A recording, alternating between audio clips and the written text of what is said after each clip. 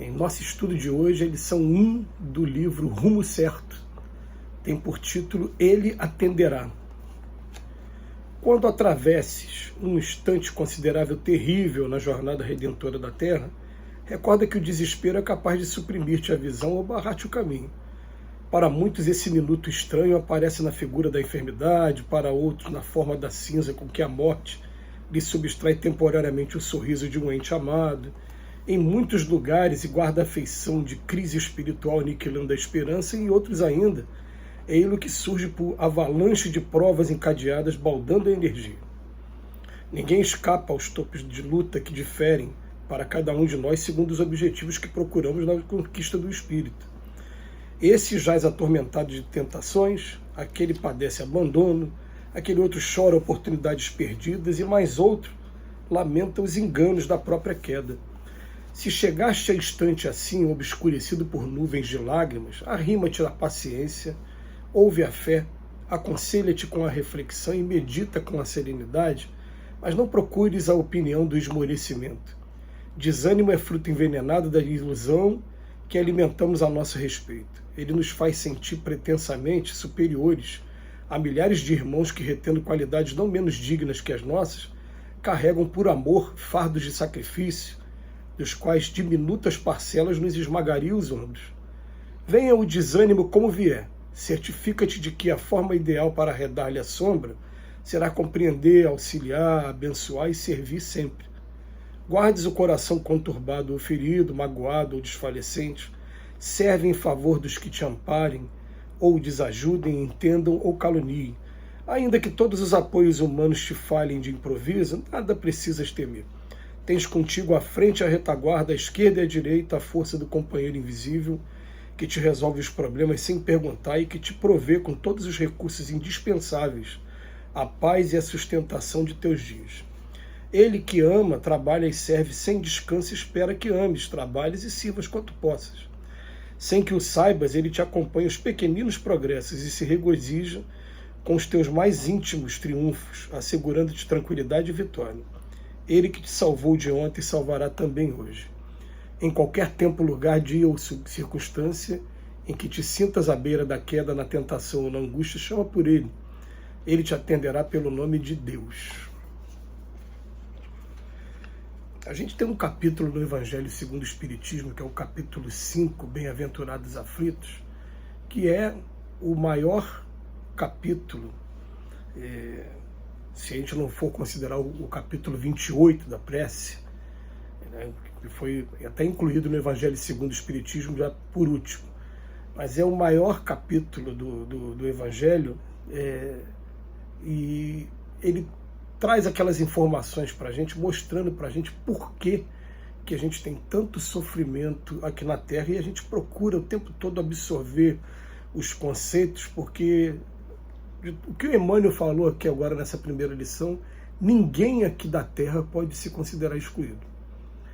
Todos temos as nossas lutas, todos temos as nossas dores, e a diferença está sendo que a dor ela está chegando de maneiras diferentes, porque o nosso objetivo de aprendizado e até o grau evolutivo de cada um é diferente.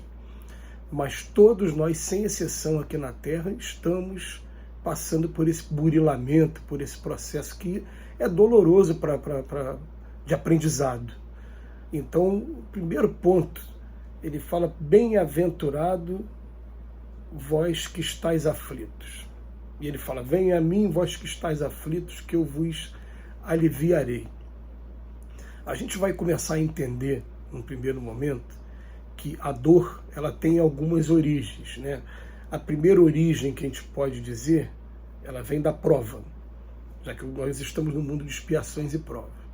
E por que a dor ela vem na prova? Porque a prova ela te coloca para fazer coisas que antes você não fazia, e que muitas das vezes você não tem a menor vontade de fazer, mas você está sendo obrigado a fazer aquilo. Então, a gente vai encontrar a dor desde as menores coisas, quando, por exemplo, o pai começa a virar para os filhos e falar: você tem que arrumar a cama todo dia cedo. Ah, pai, arrumar a cama é chato. E para ele vai ser um pouco doloroso ele ter que arrumar a cama e depois tem que fazer a sua higiene pessoal. A higiene pessoal, depois com o tempo, a pessoa até acostuma, porque é questão de sobrevivência. Ninguém vai chegar perto dela se ela não escovar os dentes e não tomar o banho, tudo bem. Mas lavar a louça, deixar a casa com o mínimo de arrumação, atender alguns deveres, isso no primeiro momento tira a pessoa da zona de conforto, e tirou a pessoa da zona de conforto, vai trazer a indignação, o incômodo, e na verdade são apenas nomes diferentes para a palavra dor. Mas a gente vai percebendo que também existe a dor expiação. E essa dor expiação é uma dor que ela já é educativa, no sentido de que a gente já teve oportunidades mais tranquilas, mais leves de resolver determinados problemas, e a gente jogou fora, a gente insistiu na queda. E aí, de repente, agora a vida vai ser um pouquinho mais dura com relação a algumas quedas. A gente vai perceber que isso acontece com muitas pessoas, né? Às vezes a pessoa, outro está convivendo, duas pessoas convivendo junto, um faz um monte de coisa errada, nada acontece com ele. Esse aqui, se pisar um pouquinho fora da linha, parece que a lei divina vem ali muito rigorosa com ele. Por que será? Não é nada, é por acaso, é porque na verdade ele já esgotou o número de possibilidades e agora a coisa está sendo mais rigorosa com ele, para ponto dele ter que dar atenção àquilo ali, igual um aluno que ficou repetente apenas uma matéria, vai ter que dar atenção para aquela matéria ali. Esse é um tipo de dor também. A terceira dor, a gente pode dizer que é a dor missão. Mas essa dor missão, todo mundo quando é escalado para cumprir uma missão logo de cara, olha, agora ele já tem um aprendizado, não é prova. Ele já tem a expiação, ele já, inclusive, aquilo que ele não aprendeu espontaneamente, ele foi obrigado a passar, algumas vezes até aprender pela força das circunstâncias. Agora, quando é missão, ele vem passar voluntariamente para o bem das pessoas que estão ao seu redor, por algum tipo de trabalho que ele está fazendo, desde que seja o trabalho, às vezes, a pessoas que estão convivendo com a gente, até um meio coletivo. E esse tipo de dor também vai tendo seus momentos de aprendizado também. Não é todo mundo que escolhe cumprir as missões e que logo de cara vai conseguir cumprir essas missões, não. A gente vai percebendo que vai se confundir um pouquinho, ora com a dor prova, ora com a dor expiação. Mas são dores que a gente sente e que o Emmanuel ele vem falar para a gente fugir do esmorecimento, fugir da desmotivação, fugir do desânimo e para a gente buscar o tempo todo, em qualquer tempo, lugar, dia ou circunstância, chamar por ele. E nesse ponto ele chama pelo nome de Deus. Aí muita gente vai entrar naquela discussão, Deus não existe. Como dizia Karl Marx, lá na Alemanha, a religião é o ópio do povo, é o povo que está sofrendo o tempo todo e que vai toda semana, pelo menos uma vez por semana, receber a droga na veia, o ópio, para poder aguentar a dor durante a semana.